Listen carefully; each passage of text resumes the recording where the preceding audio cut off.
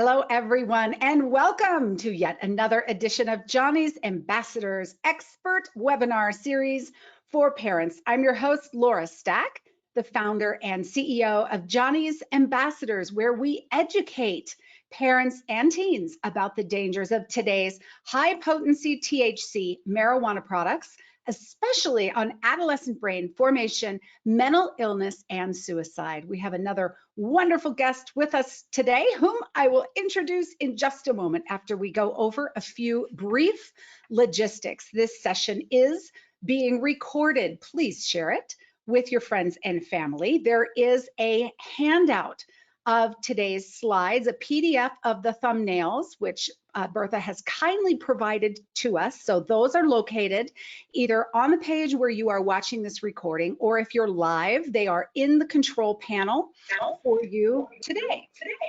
We will be taking questions at the last part of our seminar.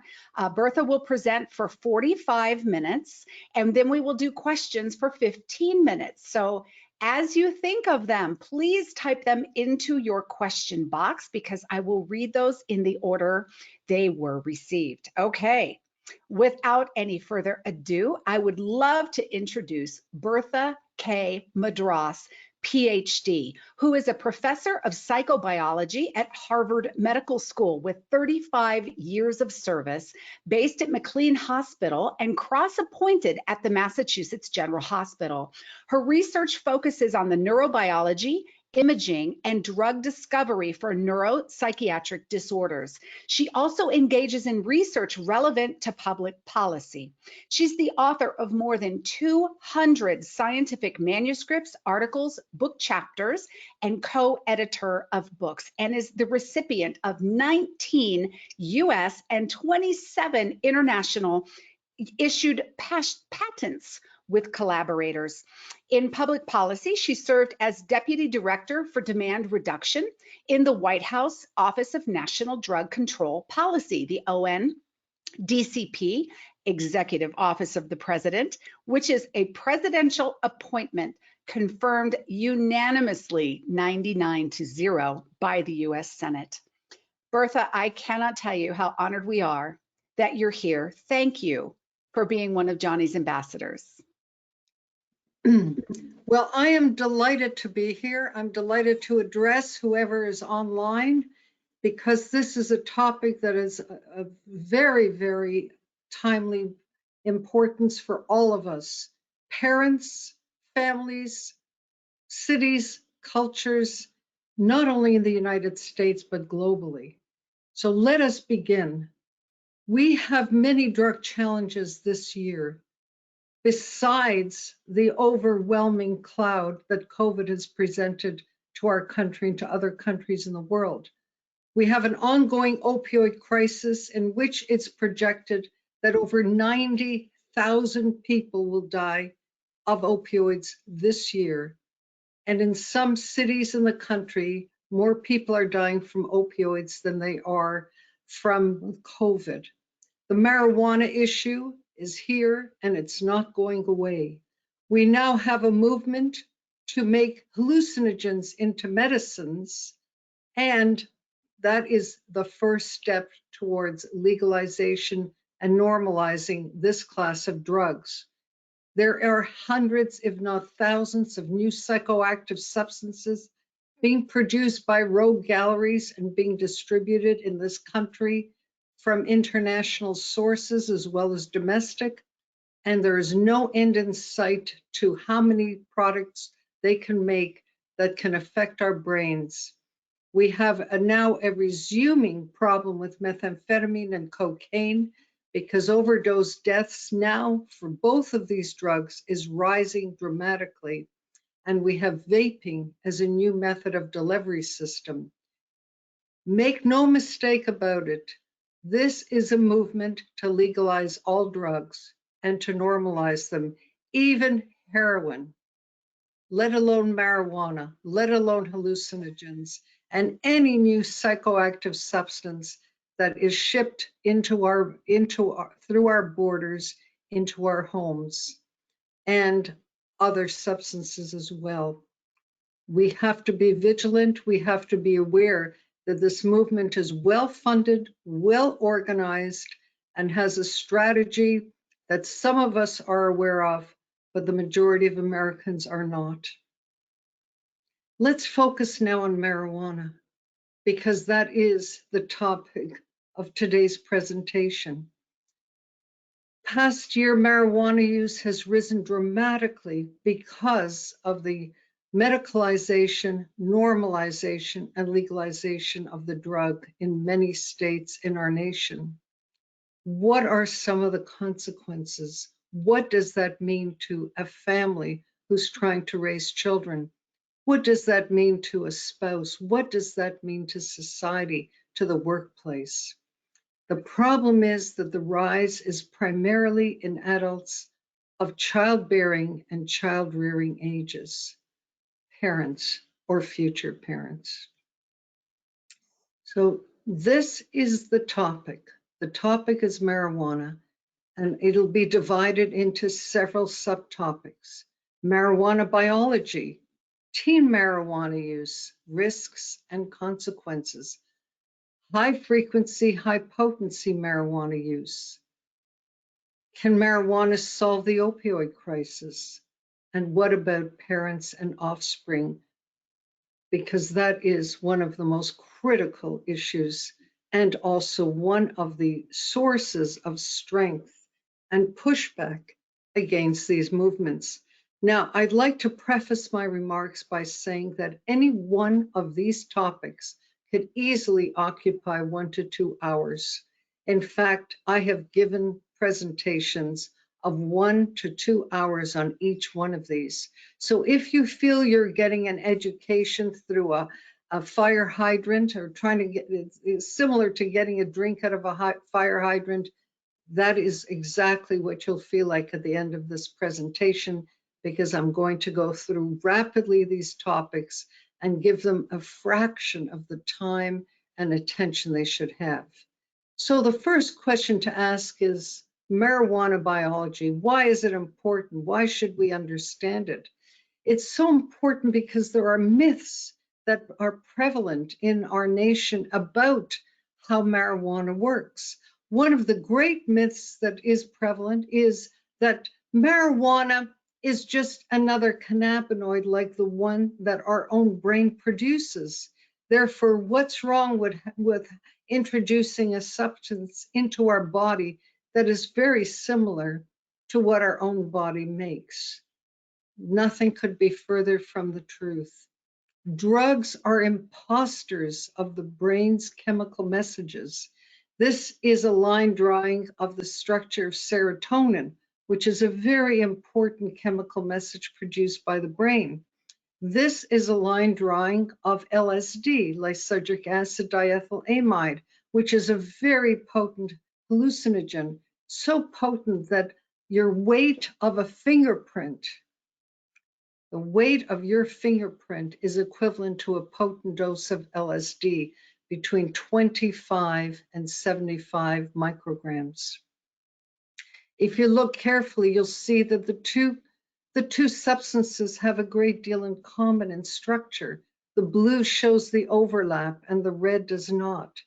And what is so apparent is that one tiny change in chemistry can make an enormous difference in what a drug does to our brains. What is THC? The brain makes several cannabinoids, one of which is called anandamide. Another is 2-AG or 2-arachidonoglycerol. Made by the marijuana plant, THC looks like, resembles what the brain makes. But the difference between the two is all the difference in the world in terms of their consequences. Because even though you can change one atom here and one atom there, make the chain a little bit shorter, a little bit longer, the brain is not accustomed and does not have the facilities to handle the artificial drug the way it can handle the chemical message made by the brain. So what do I mean by chemical message? The brain communicates in the most magnificent way when these are nerve cells, these are the round bodies are nerve cells, and the long extensions are like wires coming out of landline telephones. We now have wireless phones, but in the old days, every telephone had a wire, and that wire could help us listen to a message. But once the nerve cells are near each other, they actually rarely touch in a tangible way. Instead, they send out little chemical messages from one nerve cell to another that communicates the type of signal that one nerve cell is trying to send to another. So let's look at simple communication between two people. There's a transmitter, there's a message, and there's a receiver. If you look at how the two endings of nerves communicate, it's not that different. There is one ending of a nerve that has a transmitter that wants to transmit a message. There's another ending that wants to receive the message and interpret it. And these are called CB1 or CB2 receptors.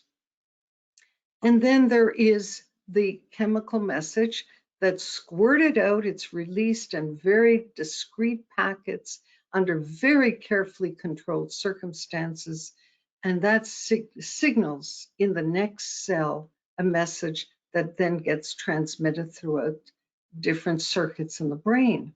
Now, if you introduce marijuana into the system, it's not made in the nerve cells, it comes through the bloodstream, and it starts to flood the entire cannabinoid signaling system in an uncontrolled way. And what is the consequence? The consequence is that the signals are very different than what your brain produces.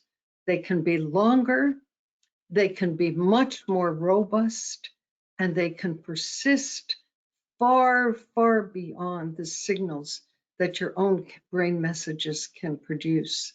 And that's why that myth of, well, your brain makes cannabinoids has to be dispelled, because the brain cannot handle THC or the other artificial cannabinoids the way it handles its own chemical message.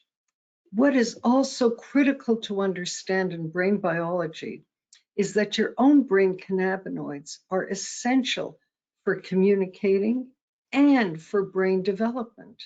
And this is something that folks are really quite unaware of in general. The brain cannabinoids, the ones that exist and are carefully regulated in your brain, they are critical for guiding the formation of circuits, for forming connections between brain cells, and they function throughout brain development into adulthood. So that when you finally have a real photomicrograph of brain cells and you see these myriad connections between cells, these wires that are hooking up with each other, they are all color coded, but this is a real photograph of the hippocampus, an area of the brain that's critical for learning and memory. You can see how complicated the wiring diagram is and how critical it is not to disturb it during brain development. So where does THC act? Where does marijuana act?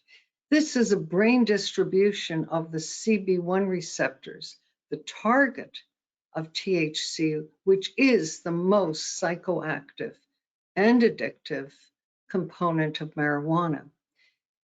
The targets are found in the frontal cortex, which is critical for judgment, impulse control, and cognition, in the cerebellum, which is critical for motor coordination and increasingly implicated in thinking and cognitive processes, as well as in addiction.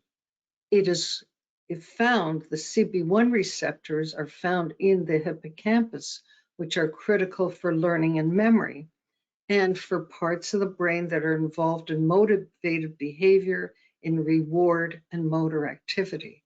So the targets of marijuana are in many, many parts of the brain, but they are not in the brainstem. And the brainstem is replete with targets for opioids. That's why opioids can create an overdose situation and cause inhibition of breathing and death. But marijuana will not do that in general because there are no targets in the area of the brain that's involved in breathing. So now we move on to the next question. Teen marijuana use, what are the risks and the consequences? The developing adolescent brain, what happens to it during development? It increases gray and white matter. Gray matter are these nerve cells that are the heart and soul of the brain that produce the major communication system that enable you to develop mathematics and to read and to write and to compose poetry and appreciate music. The white matter is there to insulate the wires that connect nerve cells to each other. The developing adolescent brain also prunes some connections. It gets rid of them. Why? Because by having more than you need, you slow down thinking processes. So the brain begins to prune away some of the connections that are not needed for maturity and for functioning in adulthood. It strengthens certain connections and it changes function regionally.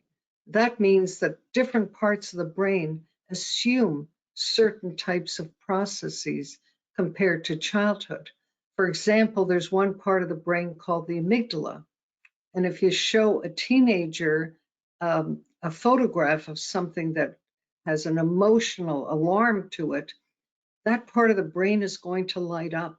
If you show an adult the same photograph, the part of the brain that lights up is the frontal cortex, the area of judgment and reasoning and inhibitory control, so that you can see these are critical changes in the developing adolescent brain, and they are reflected by changes in socializing, in inhibitory control and maturation, in ability to master more and more complex thoughts. So as I said, the teen brain increases in white matter. This is a typical nerve cell that has very little insulation in it. You can see the signal is going down pretty slowly, but as the brain develops during teenagehood, the wires, the axons develop insulation fat, which is white matter, and the signals become much more rapid and they are much more efficient. The teen brain prunes connections that are no longer necessary in order to make signaling more efficient, in order to tighten the circuits that are necessary for survival. So let's take one quick look at how the endocannabinoid system regulates human brain development. During the fetal period, it is critical for developing new nerve cells and for how these nerve cells migrate to where they are in their final placement in the brain. Some cells will become critical for vision, others for moving your lips, your mouth, your hands. Others are critical for learning and memory. And from one or two cells, 80 billion cells are formed, and they all have to know where to be placed and how to hook up with each other. And the endocannabinoid system is contributing to how these cells are migrating. During infancy, the endocannabinoid system helps to regulate the formation of connections between nerve cells. And what we can see is that between the period of fetal development and infancy, when a child is born exposed to THC or to marijuana through their mother's consumption, They may have low birth weight. They may have changed motor and social emotional patterns and altered sleep patterns. Now, during childhood, the cannabinoid system also regulates programmed cell death, which means some cells have to disappear and some cells have to increase certain types, so that the endocannabinoid system is very critical for increasing brain growth. And if there's exposure during this period, there could be altered ability to think, social and motor behaviors. And then we move on to adolescence, where I said myelination, which means laying down insulation on the nerve wires, and synaptic pruning takes place, so that the brain is pruning away so that your brain becomes a much more efficient system for understanding the environment around you and also reacting to it. And during this period of time, as you move from adolescence to young adulthood, there's fine tuning of circuits, there's maturation of the prefrontal cortex, and introduction of marijuana in this period can give rise to a number of adverse consequences, including paranoia, anxiety, psychosis, and so on and so forth.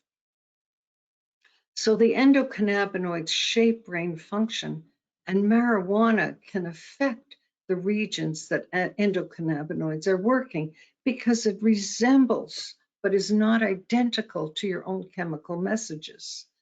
And it can interfere with these processes.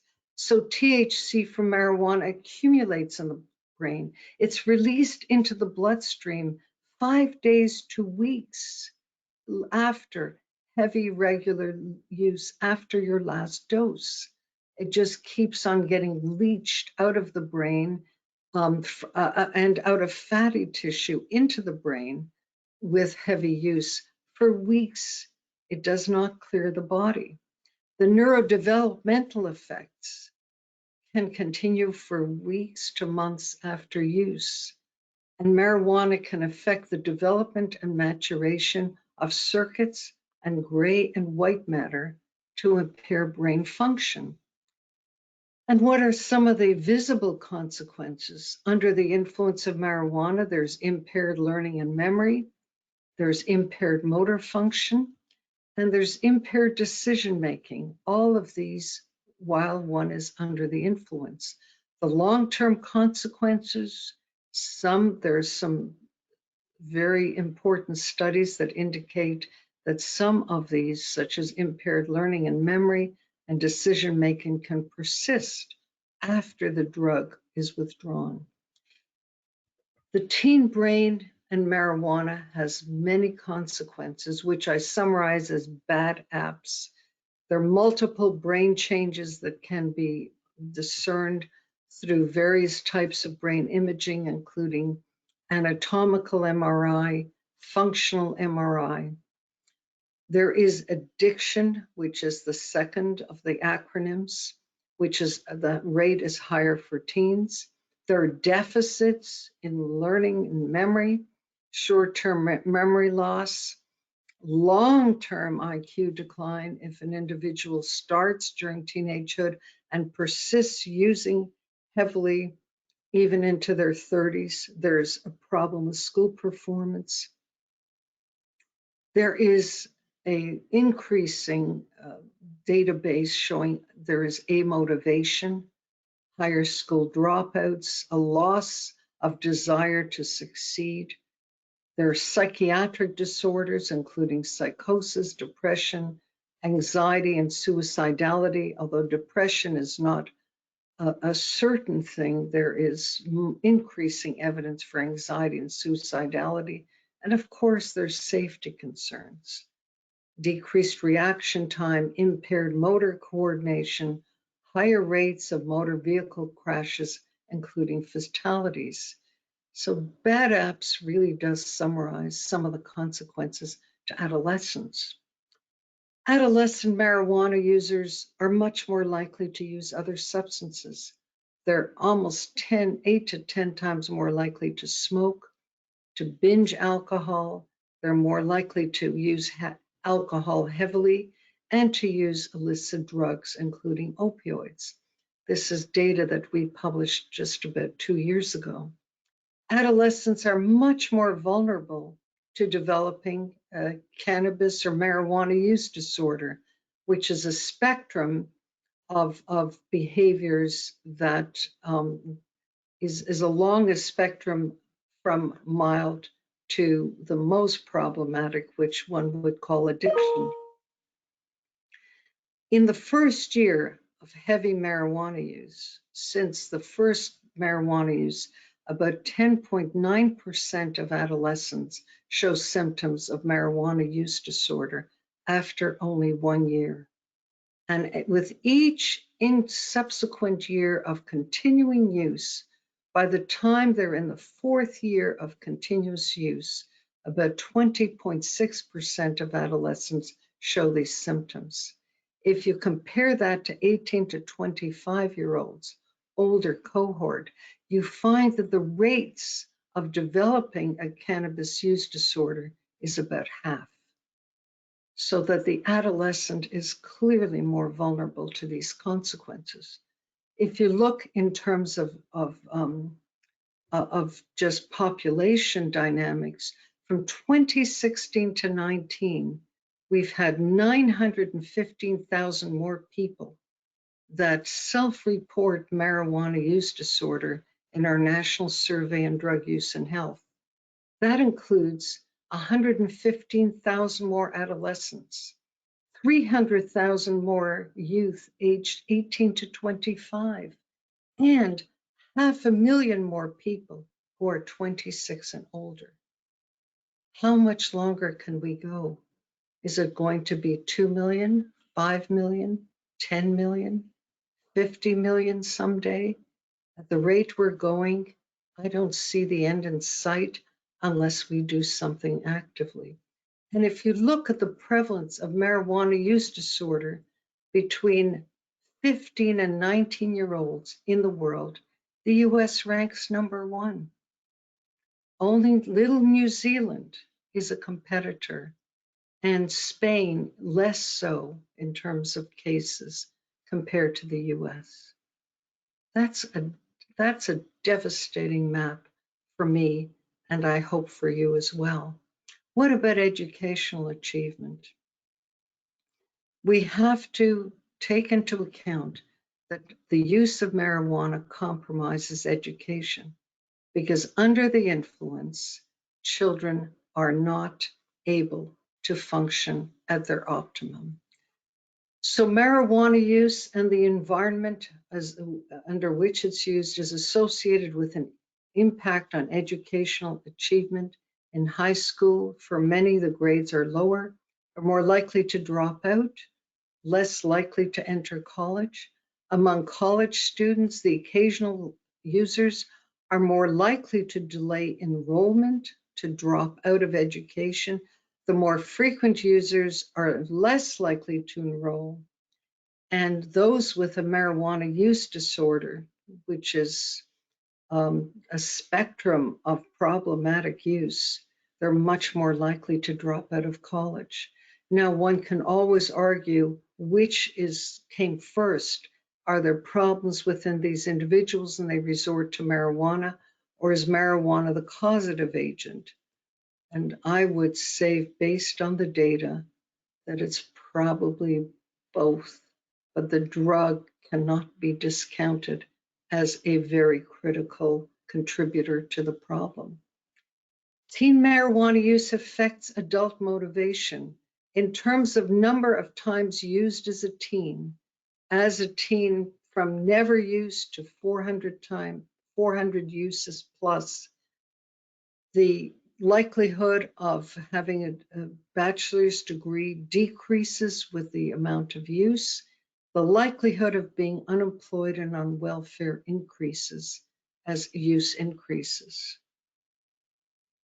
What about youth and mental health? Psychosis and schizophrenia, marijuana and psychosis. And is it marijuana? Is it correlation or causation? Many brain disorders start during adolescence. Impulse control, substance use, anxiety disorders, mood disorders, and schizophrenia. This is the most critical time, and many people interpret this increased vulnerability of adolescents to the fact that the brain is undergoing such rapid development. So what do we see with marijuana and forms of mental disorders and mental anguish? In Colorado, the suicides positive for marijuana have risen dramatically. Among young people, the ratio of the risks of using marijuana and having depression, suicidal ideas, and suicide attempts is higher amongst users than non-users. What about psychosis and schizophrenia? For those who are unaware of what that means, let's just summarize quickly. Psychosis can involve suspiciousness, which is paranoia, bizarre thoughts, such as delusions. It can involve fragmented thoughts, disordered thoughts that simply don't make sense. One sentence doesn't lead to another.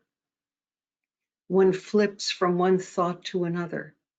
And hallucinations that you can hear or see or smell or feel. Now, these are some of the symptoms of psychosis. Sometimes there's only paranoia. They're just a mixture of different types.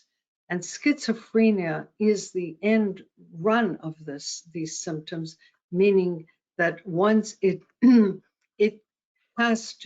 these symptoms have to persist for a relatively long time before one is diagnosed with a frank long-term disease.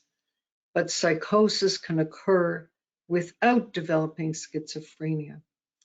And this is what Robin Murray and Marta DeForti will and have been presented. This is their wonderful study of a number of locations in the world. There were 11 locations, but I just highlight 3 of them in London, in Amsterdam, and in Paris. And what they demonstrated quite beautifully in these 3 cities, but actually in 11 sites, is that as the dose of marijuana increases and the frequency of use increases, so you go from never used to THC less than 10%, to rarely used, and so on. As you increase the amount of use and the amount of THC in marijuana, the odds ratio of developing a psychotic disorder increases dramatically. In fact, in Amsterdam, according to the conclusions of these authors, probably half of the people with schizophrenia is associated with heavy marijuana use. So people say, well, that's only correlation. It has nothing to do with causation. What's the difference?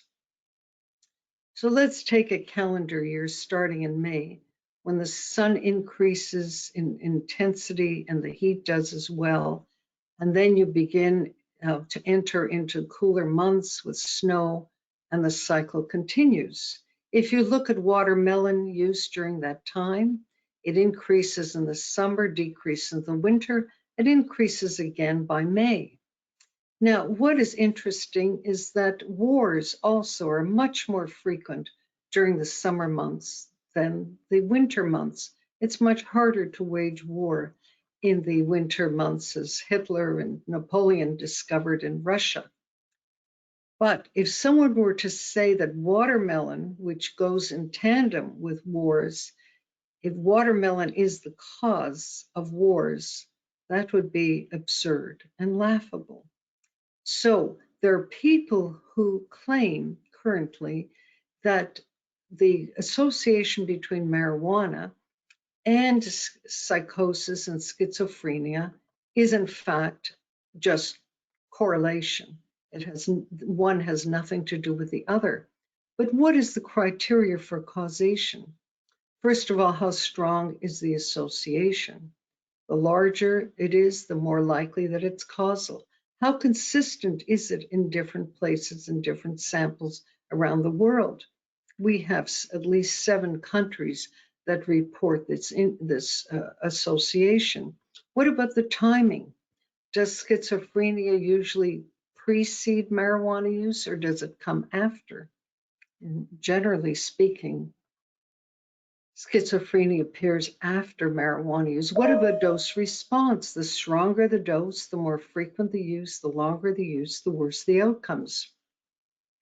What about specificity? Is there a specific population with no other likely explanation? And is there biological plausibility? So I won't get into this because of time. Is it causality or association? And there's evidence, certainly strong evidence in terms of all these criteria that indicate that we have to look to some extent at causality rather than just a loose association. And here are some of the references. There are so many others that cannot fit the slide, but some of the references that give rise to these 6 points. Now we segue into new marijuana. We've already alluded to it in the DeForte studies, but we have now retail marijuana, which is not a natural plant. We have new methods of delivery of marijuana, blunts and edibles and drinks. We have vaping, which is a triple threat because of a number of reasons, and synthetic marijuana, which is a quadruple threat for a number of reasons. So we have new marijuana that's prevalent in our society, contrary to what was said in promising that legalization would bring us controls on potency, it would bring us controls on the type of purity. None of this has happened. In fact, it has opened up an explosion of different types of marijuana, as well as different potencies. So in the 1970s, we were talking about very low potency. By the 2010 and currently, we have 20 to 90% THC, which produces a greater high, more tolerance, more addiction, more users, and more profit for the profiteers. Why does potency matter? If you look at alcohol, we find there are different potencies for different types of alcohol. We look at cocaine, we find that crack cocaine, which is a different chemical than powder cocaine, but is more potent because it can get into the brain with heating and deliver 3 times more cocaine than insufflation. If we look at methamphetamine, the producers of methamphetamine knew the principles well. They created crystal meth, which also gets into the brain more quickly. And marijuana dabs and concentrates are along the same principle. With higher potency, the drug effects are more prominent.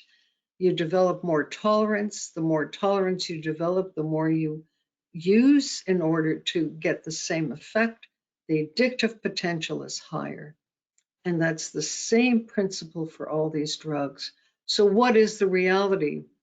21% of all sales now are 70% THC. High potency is the preference of daily users who account for most of the sales. Any effort to cap percent THC or to tax it, to reduce the incentive has been made, but no US state has yet adopted the policy because of the amount of money pouring into lobbying. And the increased access to potent marijuana at low price is very likely to increase the frequency of use. The goal of the profit-seeking legal industry is to increase demand, increase the number of users, and increase frequent use. So what does that have to do with adolescents? How does that translate? High potency versus low potency. The high potency users among adolescents are much more likely to use marijuana regularly. They're more likely to have use problems. They're more likely to use other illicit drugs. They're more likely to be dependent on tobacco, and they're more likely to have an alcohol use disorder. So what does that mean? Is it vulnerability of the individual? I don't think so. I think once you produce a high potency product that people use, you develop more problems than if you have a lower potency product, period. Edibles and vaporized marijuana is associated with psychiatric symptoms in adolescents, conduct problems, depressive symptoms, anhedonia, which is a loss of joy and sensation seeking. Problems associated with butane hash oil, which is highly concentrated marijuana, about 50 to 60% among college students. Before the odds ratios were adjusted, their use frequency is higher, they use more edibles, they engage in more binge drinking, they have more smoking, they use other drugs more, they have more physical dependence, they have more impaired control, and more academic problems. So high potency THC is associated with a higher risk for anxiety, for psychosis, a lower age of schizophrenia onset, impaired brain function and driving, use of other drugs, more use, higher risk for addiction. And now we go to the next question on our list. This is the fourth of fifth. Opioids, overdoses, and cannabis. Is marijuana an effective therapeutic response to the opioid? A young man in high school named Adway Whitaker published a paper in Dad's journal showing that the highest risk for opioid use disorder is marijuana used before the age of 18. And that risk supersedes all the others, including mental illness, drug seller encounters, health, easy income, education, and so on. Do marijuana users have greater use of opioids or less? Users use more opioids than non-users. Non-users are less likely to use. They misuse prescription opioids more. They're more likely to develop a prescription opioid use disorder. They're more likely to develop a cannabis use disorder. The chasm between evidence and beliefs is breathtaking in our state laws that allow the use of marijuana for opioid use disorder, because there's no quality evidence that any form of marijuana is really useful in chronic pain to alleviate the pain. The adverse effects may limit usefulness. At best, a few people with neuropathic pain will benefit from long-term use. So let's summarize where we are now. The brain is maturing until the mid-20s to 30.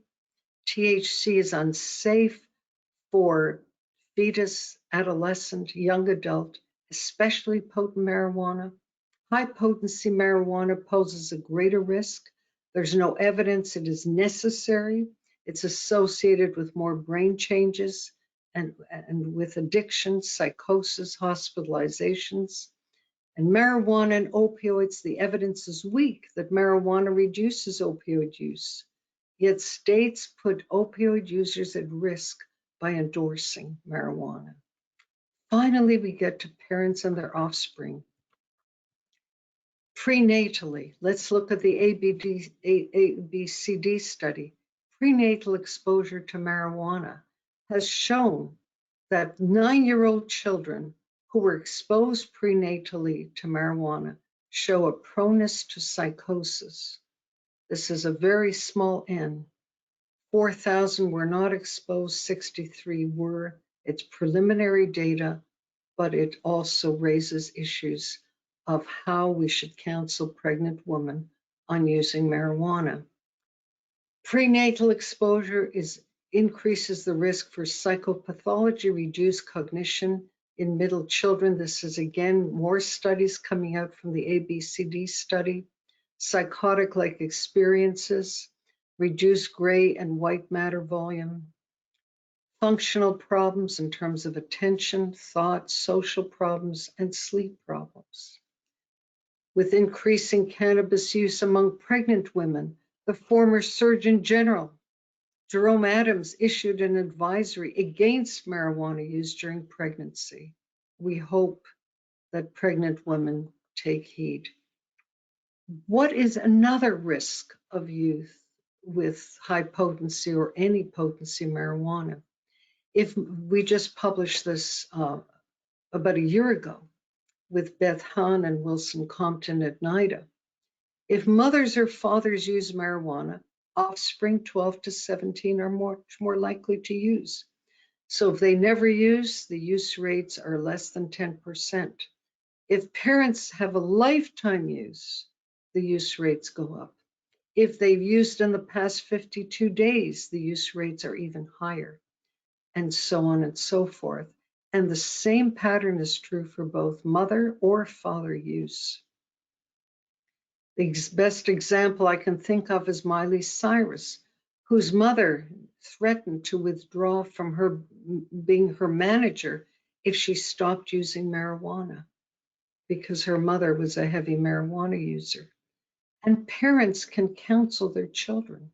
If parents strongly disapprove of marijuana and the children perceive that, the use rates are much lower than if parents don't have a strong opinion.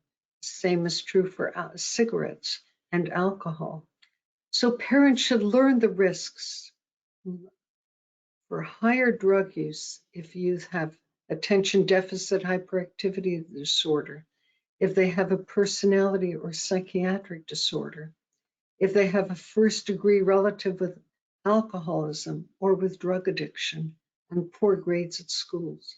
These are children at risk.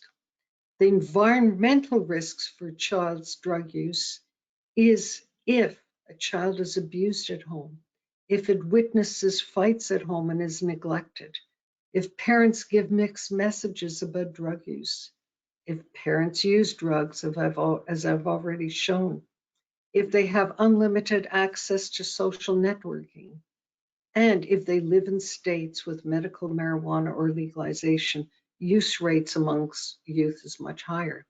Learn the signs of youth drug use. If a child begins to neglect schoolwork, whereas before they were conscientious, if they lose interest in extracurricular activities and sports,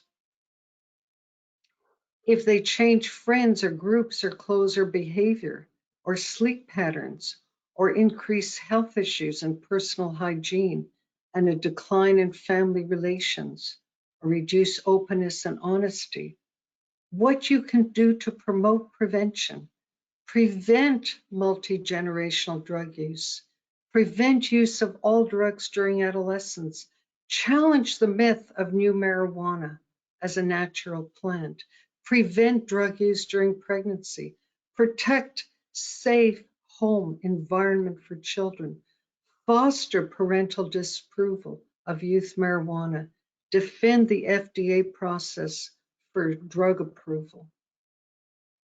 Are we going to choose public health or profit in our nation? You decide, you choose, and you can make a difference. And remember, above all, we're not waging a war on drugs. The brain is the repository of our humanity. And this is a movement to defend our brains, the root and soul of our humanity. Thank you. Bertha, this is incredible. I am afraid we're going to lose you. I saw the yes, and I not only unplugged my big monitor, but I also unplugged my power supply. Well, that's okay. While you're doing that, I will just read a couple comments that are just coming in so that you can just understand the power of the talk that you just gave. One is, OMG, I am speechless. Another, that was such an amazing talk. Dr. Madras is such a gift. Thank you so much for your dedication to youth health. and education. Bertha is my hero. Dr.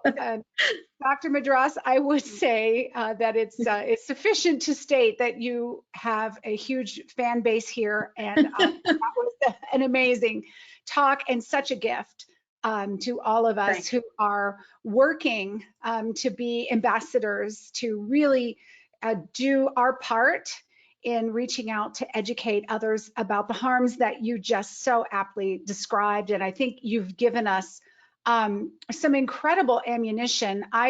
We've done probably 50 of these, and I'm still stunned with the science that you just showed us and some of the amazing photos, and giving us the verbiage, that we need as parents who are experiencing these harms with our children, and just giving us ammunition to speak out and know what to say. So that was very powerful. Thank you. Thank you. I think that we are at a crossroads in this country.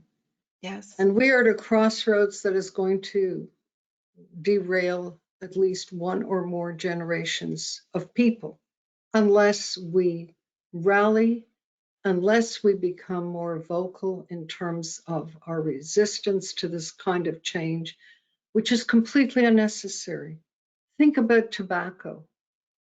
Was that a necessary product to introduce into our nation? To inhale smoke that causes cardiovascular disease, that causes lung cancer and other forms of cancer.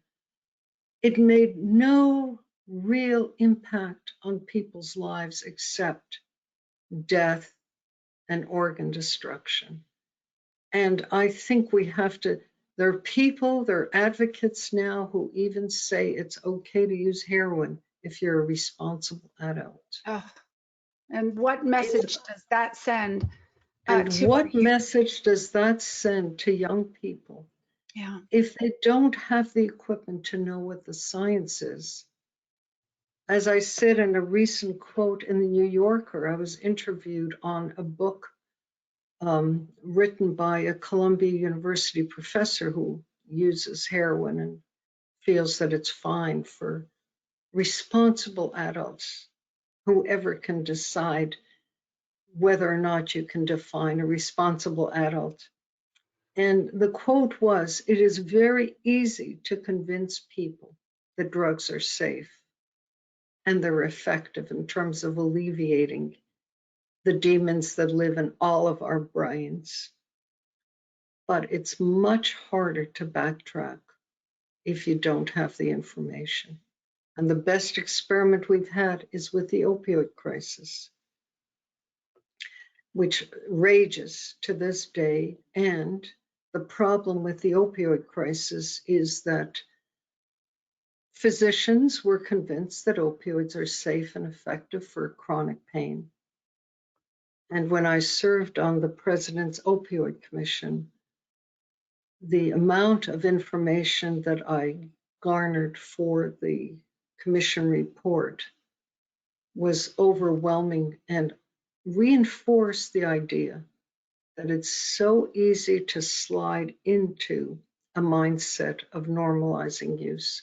It is so much more difficult to clean up the mess, which we have. What do we do then, Dr. Madras? I mean, how do we uncross the bridge? What can we do? What would you say to parents who are experiencing this, like me, all of Johnny's ambassadors? How do we best stop this?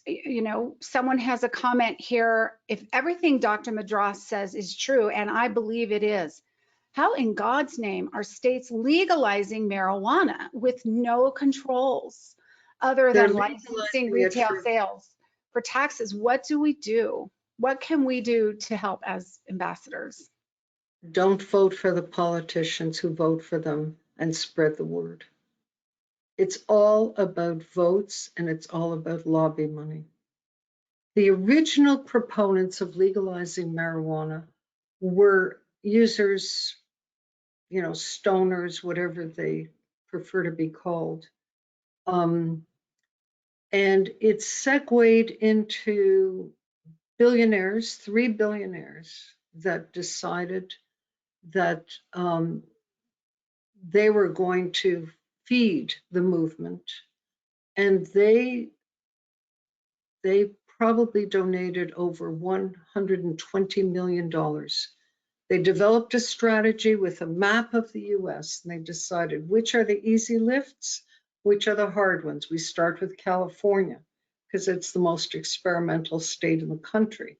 Mm-hmm. And they started with compassionate use of marijuana for cancer. That's how it began.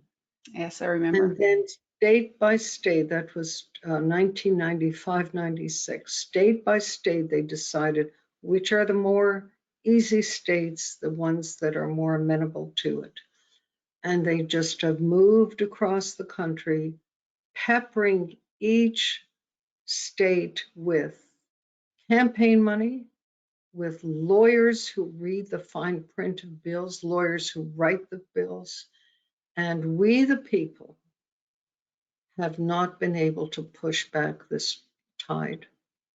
Is it because we don't have lobbyists? We don't have money. We don't have power. Not enough people are speaking out. It just seems so overwhelming sometimes that they ignore these harms to our children and would rather have the money. It feels so greedy, and it's sometimes so hopeless. It's never hopeless. It's never hopeless. Okay. I was in 2019, before COVID, I was on a podium at University of Pennsylvania. We were talking about how to solve the opioid crisis.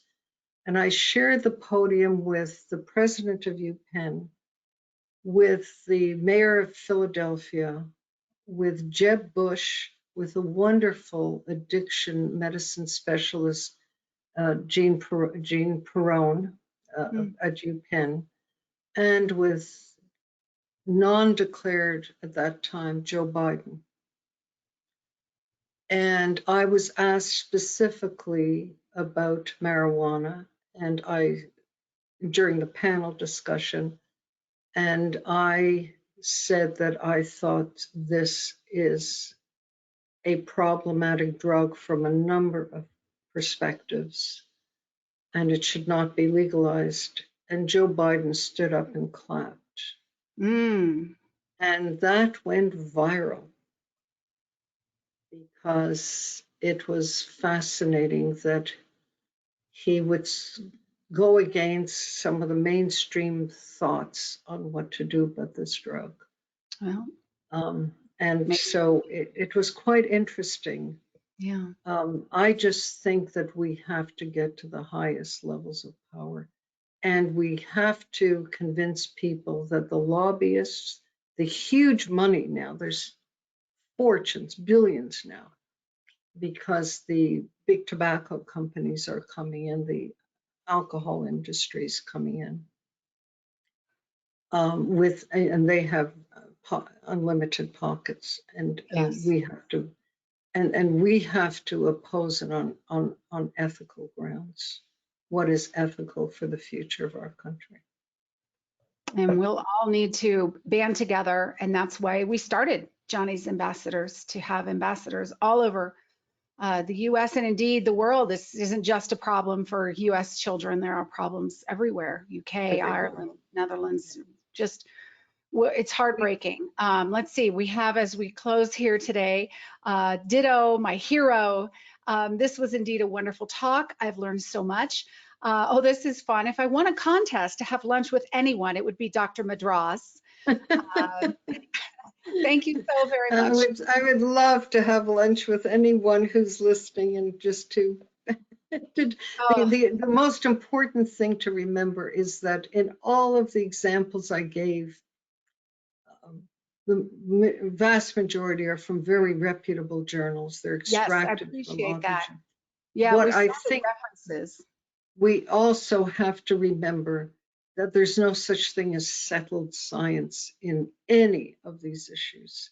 Right. That there's always controversy. We have to keep an open mind to contrary data and to recognize that especially with the lobbyists for marijuana, if you say marijuana doesn't influence driving, they'll come up with a paper from Denmark that proves the opposite. I mean, there's always controversy. Be equipped to fight it and to say, well, the science isn't settled, but this is what it says so far. So we need to get educated. We need to read. We need to be prepared with rebuttals, which is why we are having this series and have you now in our repository of world-class experts on this topic so that we can educate ourselves and be ready to represent the opposite, which when we hear these things that are ridiculous, that we are prepared to state that. We do have a couple more questions. Do you have 2 more minutes for us, Dr. Sure, Madras? Okay. Yes. You're getting a lot of kudos, but there are a couple questions.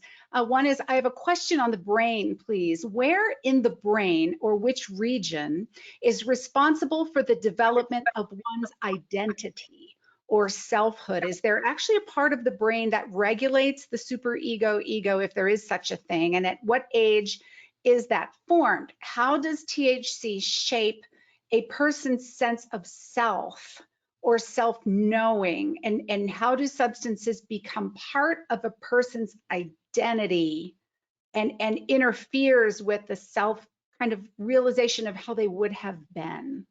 That's a complicated question. Well, it's not really complicated. First of all, it's a brilliant question. Secondly, brilliant. The answer is very difficult to do quickly.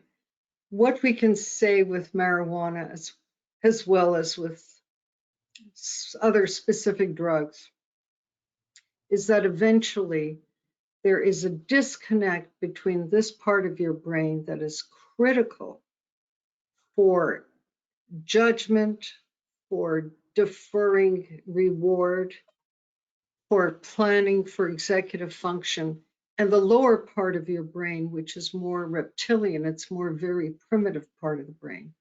And you can see that because when you do a certain type of brain imaging, you see those circuits are much weaker.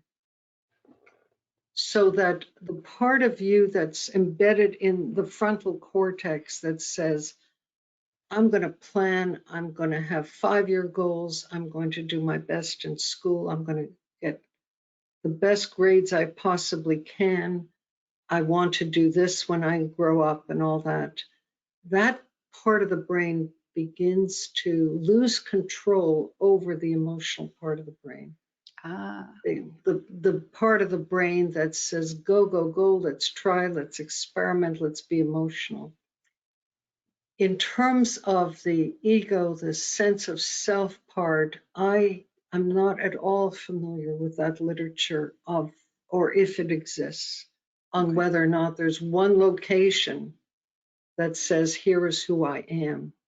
But if anything, and what is consciousness, for example, how do we know where, if anything, I would say that the areas of the frontal cortex, which developed last in people, which are pruned last in people, which are far more overdeveloped than any other part of the evolutionary tree. The frontal cortex is a magnificent piece, which if you look at even primates, it's much smaller, it's much less dense, it's much less convoluted into multiple layers.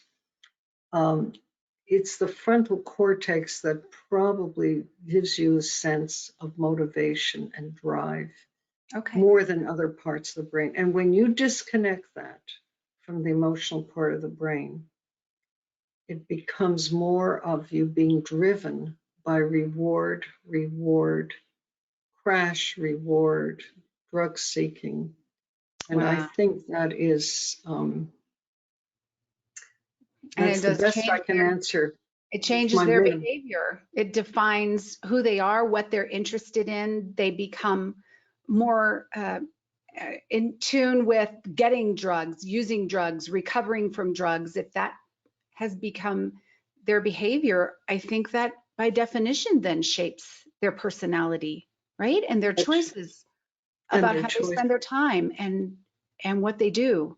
That disconnection is very scary. I think that's something that we can take away with us, and how THC impacts I that. wish we had time to go through the process of addiction, but one other example, which is fascinating, if I may perseverate, there is a part of the brain called the nucleus accumbens, which is considered the reward, the emotionally rewarding part of the brain. Nothing is that simple in the brain, by the way. People say this is responsible, it never is like that. It's never a clean cut. But that part of the brain has been shown to be rewarding, at least in rats, and in some cases it lights up when people are given photos of cocaine and drug cues. If a person who is does not use marijuana, is engaged in a game where they can earn money, that part of the brain lights up tremendously, that reward system. And they also release dopamine, which is part of the process of anticipating reward. If you take a heavy marijuana user and do the same thing in an MR machine, that part of the brain remains silent. It's as if natural rewards are no longer interesting to them. That's sad. So that even if you dangle money in front of them, and they can seriously earn that money in a game, they don't. That part of the brain remains silent. So, and it's so sad to see that happen to our children in real time, even trying to interest them in things, and they don't have any motivation around money or care about anything but their use and that user community, so to speak. And it's replaced true pleasures. Last question, and then we'll let you go. Why are some teens not affected? What is the explanation behind, some people have long-term daily use, all the things you described, and seemingly are unaffected? Why are some people still high functioning and it doesn't seem to bother them in the same way? Well, in some ways, those are the people that are the ones that promote drug use, just by example. Oh, well, look at me, I'm fine. Yeah. Look at me, I'm fine. One of the things about marijuana that's so different, I find, from cocaine or from amphetamine or heroin, it's a remarkably variable drug, meaning that it has different effects in different people, much more so. We're doing animal studies now, and we've been baffled by it, because even in non-human primates, some of them, if you give them a dose, they just completely can't function. They've been trained to get rewards, to think, to memorize things, and they just are wiped out. And others begin to function and regain some function much more rapidly than the ones who are wiped out for 300 tries or more. So there is a variability in terms of the human response to marijuana that I think one has to take into account. And it's probably genetic, it's metabolic, how fast you metabolize it, how much accumulates in your brain. It's what your expectations are, what your mood is, your affect, if you feel you have hope and a future. Very complicated. It's and how much you've used. And your environmental factors that you referenced, all of that seems to be a big puzzle, and you don't know from one teen to the next which one will be effective. So the really critical message is Russian roulette. I like that. You take a gun and you don't know which round which round has the actual bullet. You just don't know, and that's true with all drugs. There's I call it the 10 to 20% rule. 10 to 20% of people will not get by. They will, it's like a hurricane comes through and some houses stand and the rest of the village is devastated, or the reverse. Some people, the drugs will produce a storm and then just leave without a trace. And in other people, it's devastating and it could be of long duration.